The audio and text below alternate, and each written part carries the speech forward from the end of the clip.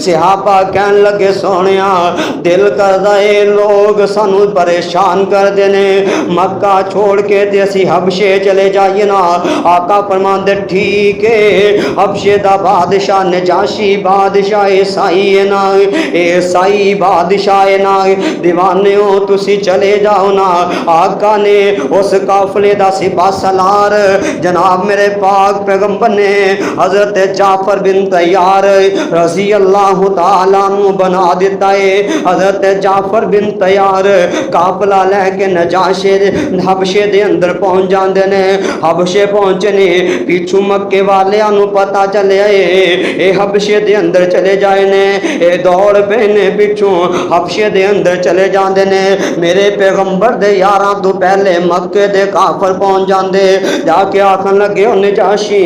اے لوگ آئے نے انہاں دی گل نہ سنی نہ اے آگے نے انہاں دی بات نہ سنی اے جناب میرے پاک پیغمبر دے دیوانیاں نو نجاشی نے اپنے دربار دے اندر بلا لیا حضرت جعفر بن طیار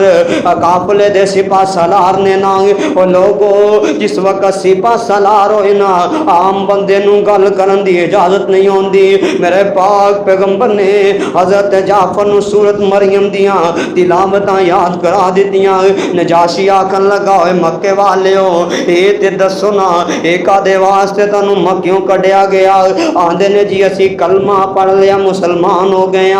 اس واسطے لا الہ پڑھے انہاں نے سانوں مکیوں نکال دیتا نجاشی کہن لگا چاہے گل لے تسی مکے آئے ہو کیا تواڈے تے کوئی نبی آیا ہے حضرت جعفر فرماندے نے ہاں اللہ پاک نے ساڈے ول جناب محمد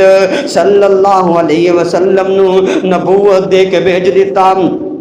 نجاشی کہن لگا جڑا نبی ہوندے تے اللہ والوں وہی آندی ہے تو ہاڈ نبی تے کی آیا حضرت جعفر طیار رضی اللہ تعالیٰ عنہ نے اسے وقت میرے ذہن دے اندر بات آ گئی نا میرے مصطفیٰ نے آکھیا سی نجاشی سورت مریم یاد کر لے سورت مریم یاد کر لینا میں سورت مریم دیاں تلاوتاں کرنیاں شروع کر دیتیاں وَذْكُرْ فِي الْكِتَابِ مَرْيَمَ اِذِ انْتَبَذَتْ من اہلہا مکانا شرقیہ حضرت جعفر طیار نے سورت مریم دیاں تلاوتاں کری جا رہے نے پڑھی جا رہے نے پڑھی جا رہے نے پڑھدیاں اس جگہ تے آئے نا یا اخت ہارون ما کانا ابوک امرا سوء وما کانت امک بغیا فاشارت الی قالوا کیف نکلم من کان فی المہد صبیا قال انی عبد اللہ آتانی الکتاب وجعلنی نبیا وجعلنی مبارکا اینما کنت واوصانی بالصلاة والزکاة ما دمت حیا وبرا بوالدتی ولم یجعلنی جبارا شقیا والسلام علیکا یوم ولدت ویوم اموت ویوم ابعث حیا ذالک عیسی ابن مریم قول الحق الذی فیہ یمترون جس وقت جناب اللہ دے پاک پیغمبر دے صحابی نے حضرت جعفر طیار نے قرآن پڑھیا ہے نجاشی بادشاہ دیاں آنکھاں وچوں آنسو آنا شروع ہو جاندے نے ہے کون ہے عیسائی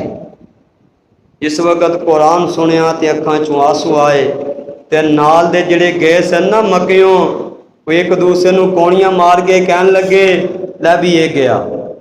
یہ ہن گیا نجاشی فرمان لگے ہوئے مکے والے ہو گل سن لو اے جڑے آئے نے نا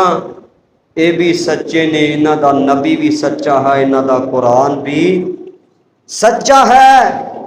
او بھائیو جس وقت اسی قرآن پڑھ دے سا نا اس وقت باویں ملک دا بادشاہ کیوں نہیں سی ہوندا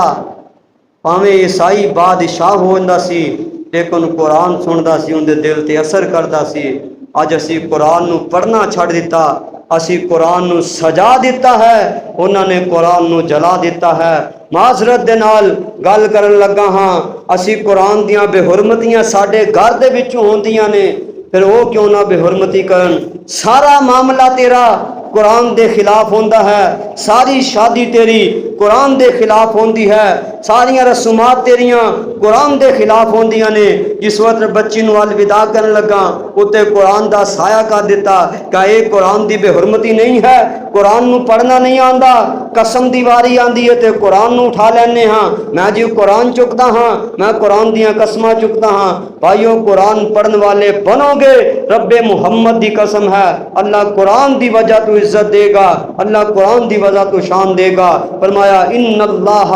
یرفع بہذا الکتاب اقواما، جڑا بندہ قرآن نہ جڑے گا اللہ عزت عطا فرما دے گا۔ آخری بات سنو تے میں بات نو ختم کراں۔